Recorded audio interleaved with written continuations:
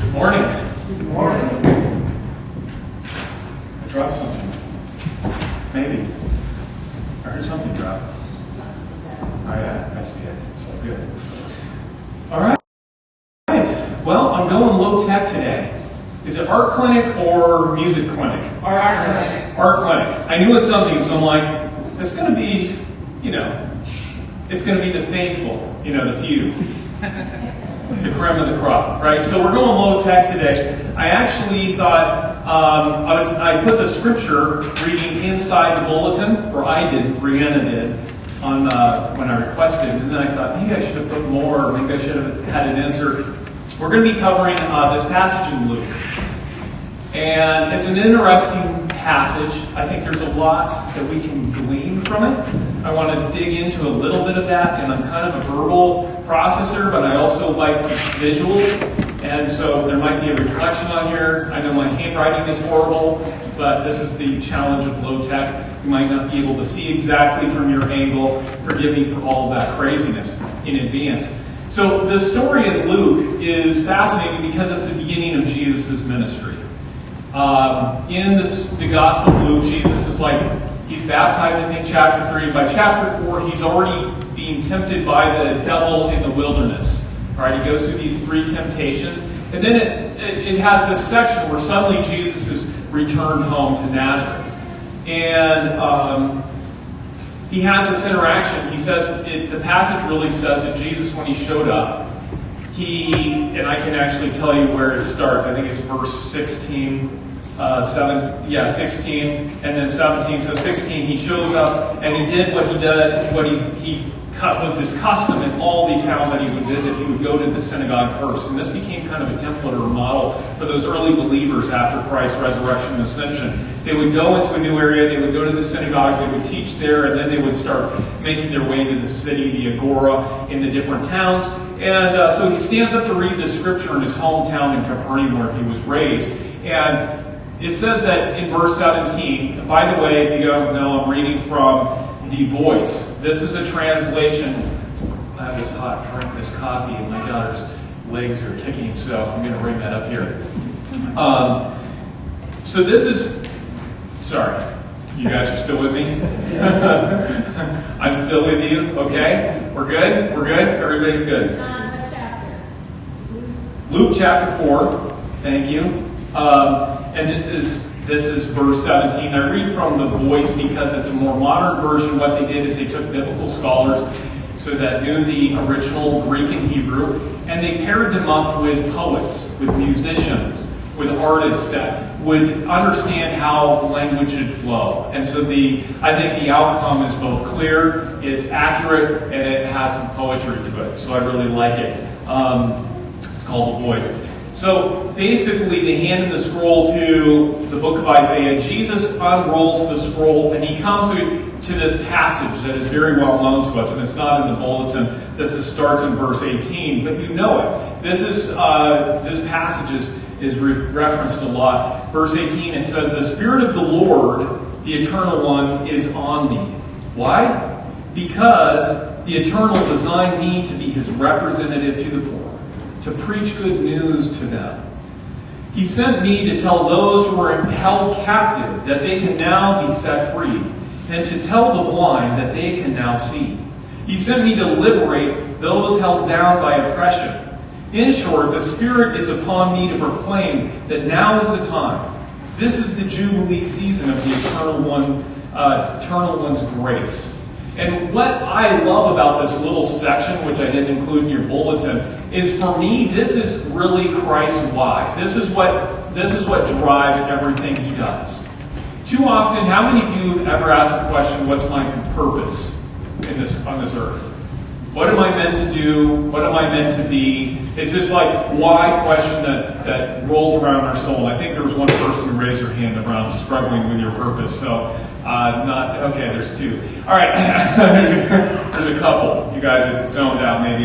This is something I struggle with. And I say, maybe I should have been, or maybe I should have done this, or what if did I just waste my life?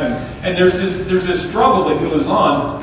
And then I came across this book. It's actually in a business book by the author and this business consultant Simon Sinek, and he has these 3 rings that he talks about, and he talks really he says when we're leading in companies, we need to know our why, and his book's called Start with the Why, and so here he would have in the core. He says the driver for everything we do should be our why, and it should be a compelling why, right? So some companies will say, and let me just explain what the 3 circles are, and then we'll talk about it. These other circles are how and what. This is how, the middle circle is how, and the outer circle is what. I know that's messy. It's what. And he says this, so and he uses Apple. We're going to use Apple because he uses Apple, and I'm not that creative to think of something new. But he says, Apple as a company, what do? Well, they make computers, they make phones, they make, they make iPads, tablets. How do they do it? They do it with excellence, right? Excellence of design, excellence of manufacturing. That's how they do it. But why do they do it? Well, their why is interesting. They want the outsider, the innovator, those who think differently, right? And so they say, we do this. We're giving these artists and we're giving people that think differently the resources to continue to make and create and do on the planet, right? And so their passion is really to think differently. I think that's kind of their little tag. And that drives all their how and their what is their why. Now, some people can come into the market, let's say it's another computer company, they can make computers and tablets and phones, and they can do it with excellence, but they're not as popular and they're not as successful. Why? Because their why might be, we want to make a lot of money. That's our why. We want to make a lot of money for our shareholders. We want to make a lot of money for ourselves, and that why is not very compelling. And so people don't buy in, because people buy into your why before they'll ever buy into your what or your how. And so how does this tie into this passage with Christ? I think that Christ is actually revealing his why. And just in case you need help understanding your why, for your own life, like what's my purpose, what's my meaning? So what are you doing? I'm a doctor, I'm an engineer, what am I doing? How did I get here? I studied hard, but why am I here? That's really our question. Why did I become a doctor? Why did I become whatever it is that you are? Why did I do that? And it's the why that's really important. So what I started realizing is these things over here are external. They're outside of you. And you being a doctor or you being an engineer is fine, but it's not that important. What's important is really your internal drivers for what you're doing. So it doesn't matter if you are a doctor or not a doctor, it's why you want to be a doctor. That's what's important. And what I found is our why is not tied to external, it's actually tied into who we are. So it's not about what we do, it's not about doing, it's about being. And so I wrote being here, and I wrote doing, I'm writing doing here. And so it's saying, who am I as a person? That's what's important. That's what's important. And so my why is not something that I have to develop. And your why is not something that you should have to develop and you should wrestle with and you should struggle with. This is who you are. This is how you approach every area of your life. And so for me, my hope and my big why is I want to do good and I want to have fun. All right? I want to do good and I want to have fun doing it. And so it doesn't matter if I'm a doctor, I'm going to still do good. It doesn't matter if I'm a gas station attendant, I'm still going to do good. And while I'm working in the gas station, I want to have fun because life is short, right? I don't want to be down and, I'm only a gas station worker. I'm a doc, but my job is really hard and I'm close to work. There's people that everything in life, no matter what they have, becomes horrible, and it's because I'm not sure what their drivers are. And maybe they're not sure what their drivers are, but it's not like this existential question of what you should do. The existential question is why you should do it. And so when Christ is talking here, he says, I have come. Why? And I'm looking for my phone. He says, why? In verse 17, Luke chapter 4, verse 17, which isn't in your bulletin, I'm sorry. Because God, the Eternal, designated me to be a representative to the poor, to preach good news to them. So he's basically saying, my why is to take outsiders and give them value and worth and bring them in to be insiders. And that's the whole gospel message right there, if we were going to summarize it, right? This is the gospel message. And yet, I'm going to guarantee you, as we talk about this, we don't understand it. And it's because it's counterintuitive to what we experience as human beings. It's 100% backwards in our wiring, the way that we think, the way that we operate as a culture, the way that we operate as society. And I'm going to build that out a little better. And so Christ is saying, everything that I do, whether I am bringing liberty to those who are in prison, whether I'm healing, it's really this deeper issue of why I'm doing it. That I'm giving worth and value to the outsider, to the outcast. To those that were lost, I'm saying a great light has dawned, right? Your redemption is nigh. Your healing is here. And so this drove, it didn't matter what Christ did. It didn't matter if he was a carpenter. I'm sure he had the same why when he was a carpenter as he did when he was a minister or a rabbi, right? I'm sure his why was identical.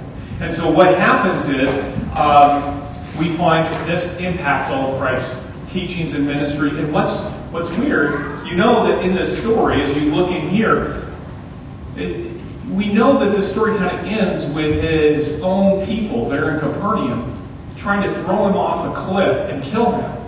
So you're like, obviously they're not very impressed with his why. They're not impressed with this message, but that's not initially true. That's not initially true. I think it actually, in verse 21, Jesus reads those passages, and this is actually in your bulletin, in that inside cover.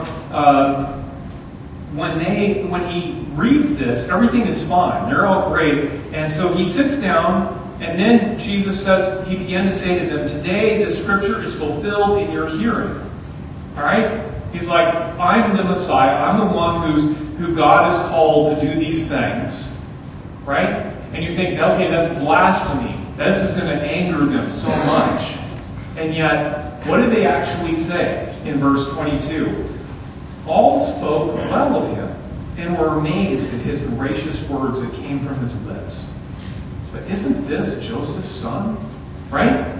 So, you'd think they're going to be up in arms and outraged, but they're not, because in their minds, they were the outsiders in some ways. They would have been oppressed by the Romans. They were in some ways enslaved by an unjust tax system. And so they were the outsiders, and here Christ is coming to liberate them, and they're like, yeah, I don't care if it's Joseph's son. I don't care, honestly, who you are. If you can lead us out of oppression, and you can bring us back into dominance and kind of global recognition, then we'll follow you. We're on board with all of that. And then Jesus does something that's really challenging. What he does is he actually changes the context. He changes the message. He doesn't change the message. He changes the context. And it's because they're not understanding the gospel. Just like you and I, we would have trouble probably today understanding this gospel message. I know I do. I struggle. But here's what he does. And I'll explain this in a minute. Another circle. I'm not very creative. Okay? There's content, and then there's context. And if I were in a counseling setting, if I were going to see a therapist, or if I were counseling someone, I talk about content and then there's context. Right? And what does that mean? So the content is what problem I have in my life. But the context, what therapists would call the process, is about the relationship that you have between the therapist and the person that's in the chair, that's on the couch. Right? And so these are both important, but the context is especially important. Content actually is not the main driver, the context is. Like the process, the relationship. So what happens is someone has a problem and they go to a therapist and they say, I tried therapy and it didn't work. You're like, what do you mean it didn't work? Well, that person, it just felt weird, and we were off, there's a bad vibe, and they weren't helpful. And what I realized is, it doesn't mean counseling was not helpful, it just means that particular counselor was not helpful because there was no chemistry there. There was no connection there, right? And so it doesn't mean, okay, I tried that, I give up on it. It means you need to find another context, you need to find another process, you need to find another relationship with someone that gets you, that understands you, and that can actually speak to where you are broken or where you're hurt, right? And so the relationship is vital. So Christ talks about this gospel message that's meant to be for the outsider. And they're all like, yeah, we'll eat that. We're the outsiders. We're the ones that are being oppressed. Deliver us. Give us freedom. Heal us from the oppression that we're experiencing with the Romans, from the Romans. And then Jesus switches all of it to something deeper. That's heavier, and it's something that ultimately they go from, we dig this message young, to, let's throw this guy off a cliff. That sounds like a good plan. And it happens like that within a matter of verses. And so we'll just kind of read this. And they're willing to even accept that he's the Messiah, even though he's Joseph's son, and even though they grew up right then and there. So here he says in verse 23,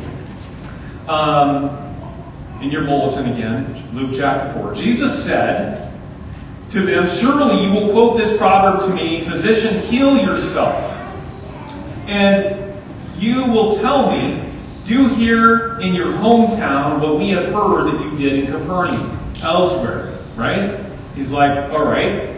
Truly I say to you, verse 24, and I'm going to go a little past so we can understand all this. Verse 24, truly I tell you, he continued, no prophet is accepted in his hometown.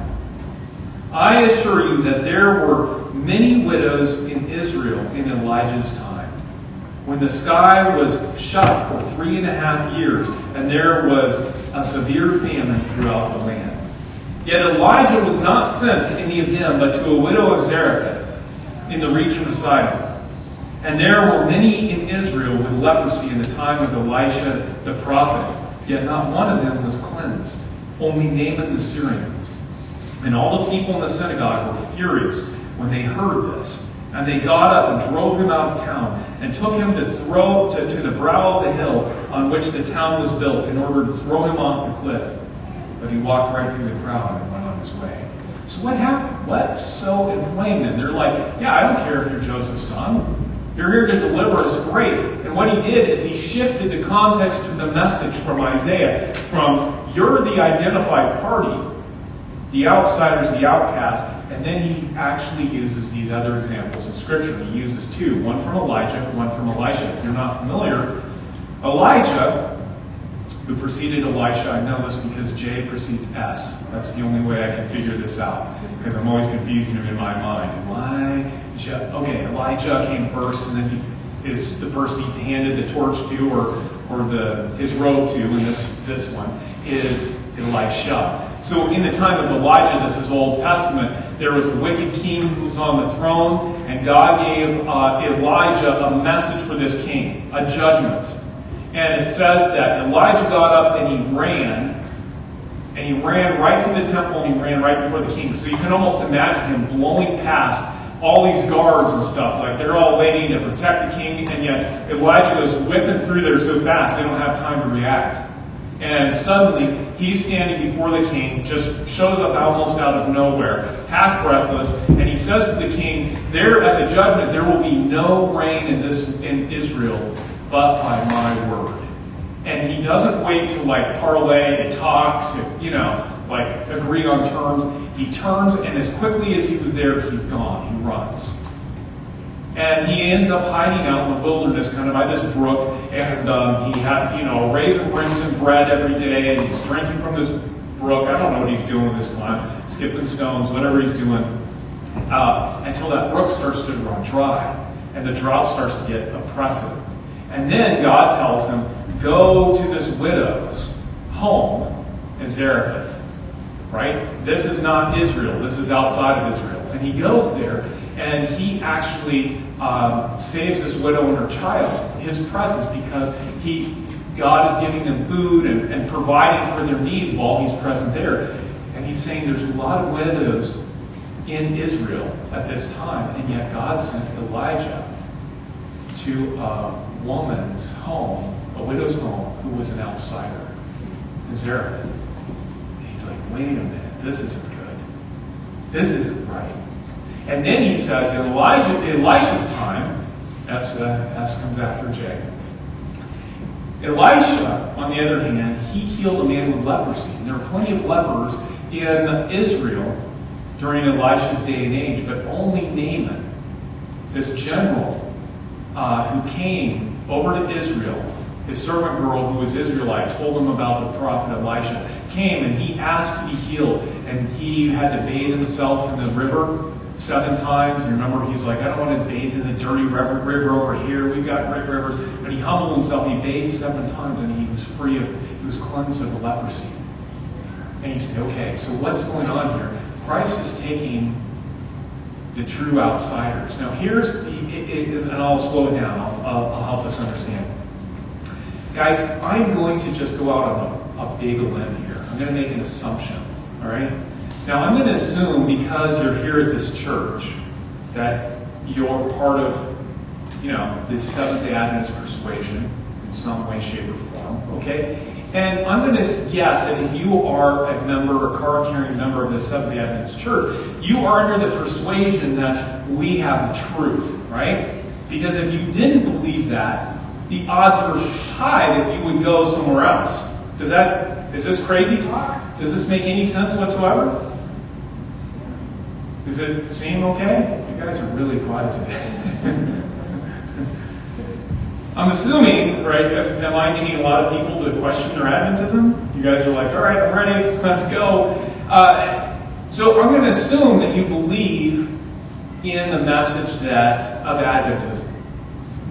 This means that we, as Adventists, have the tendency to think we've got it and other people need it. Right? And so we might even evangelize and say, it's nice that you're Catholic, but it's not the way. Okay? You've got to come to the Seventh-day Adventist Church, and then you're in. Right? That's how it goes. And it's nice that you're a Jehovah's Witness, but if you want to be in, you have got to come to the Seventh-day Adventist Church. And listen, if you're Muslim or you're Mormon, it's great that you're a Muslim or that you're a Mormon, but you're still lacking. You need to be educated, right? As I like to say. You need to be educated and come to the Seventh-day Adventist Church, where we will show you the truth, because we have the truth. And really what this is in our own religiosity, we have become not outsiders, but insiders. We have become the spiritual elite. And by becoming the elite, we have disqualified ourselves from the reception of the gospel. The gospel no longer affects us, because the gospel is meant for someone else. Those ignorant Mormons, or those ignorant Muslims, or those ignorant whoever the outsider is. And by doing this, Christ is saying to them, essentially through these stories, he's saying, you may be oppressed by the Romans. You may no longer have your nation. You may be part of an unjust tax system, and yet the reality is that you still see yourselves as spiritually rich, as the spiritual elite. You yourselves are not the ones that realize you are poor, blind, naked, miserable, wretched. You do not see your need, and therefore this gospel which you are trying to proclaim is literally passing you by. Right? And so Jesus, it's the same message, and yet the people, it's no longer Israel. It's now true outsiders. It's pagans. He's like saying, essentially, the Muslims are the ones who are going to heaven, and the Adventists are not there at all. You say, who? What? What? That's not right. And so they're ready to throw them off the cliff. They're ready to throw them off the cliff because now they've been offended. That they are not the insiders they thought they were. They're not the elite that they thought they were. He's saying you have to see yourself as wretched as the outsider before you can receive the grace of God, the gospel of God, the righteousness of God. Before you can be in this covenant relationship with me. Does it make sense a little bit? Are we kind of getting there? And so this is why this sudden shift. It's because too often we have to start to change our outlook. And so Christ always, if you look at Scripture, and I shouldn't just say Christ, but God, throughout Scripture always takes pity on the outsider. It's the widow. It's the orphan. It's the single mom. These are the people that have the heart of God because they have these great needs. And God, the God of why, He sees things that are broken and His heart can't help but respond. And He supplies ample grace, more than enough. It's like it's poured over, it's overflowing, it's shaken and pressed down and still overflowing. This is how much grace that He wants to provide those who have need, that have spiritual need, who have physical need. And He's really saying, and all of this, as we went back to verse 17, when He started this, He said, all of this is a response to the Spirit of the Lord is upon me to do these things. And this is the why of God. And so if the Spirit of God were upon you today, if the Spirit of God were upon me today, what would that look like? Would it look different than what Christ was presenting? Or would it look eerily the same? Same. Pretty close, right? That's the hope. And so we are constantly, as believers, looking not for what we get, not what we're entitled to as believers. We're constantly looking out for outsiders. Not to convert them to make them insiders, so they can speak our lingo, they can learn what potluck is, they can, learn about haystacks, the sacred meal of haystacks, right? Like, we are constantly looking out for outsiders. Who are the outsiders today? Non-believers. Non-believers. Maybe the outsiders are those who are very religious within our church. And they need to be taken pity upon. And hopefully they can be saved in the end, right? From their religiosity. And hopefully, maybe. Maybe the outsider is someone with a different skin tone than you. Maybe this outsider is someone who has a different sexual orientation than you. Maybe the outsider, and this one's really hot potato right now, they have a different political ideology than you have. Right? You're like, you deluded, ignorant. And yet, how we treat the other really tells us how much of God's Spirit we experienced. Amen. It really tells us how much of access we have to the grace and the love of God.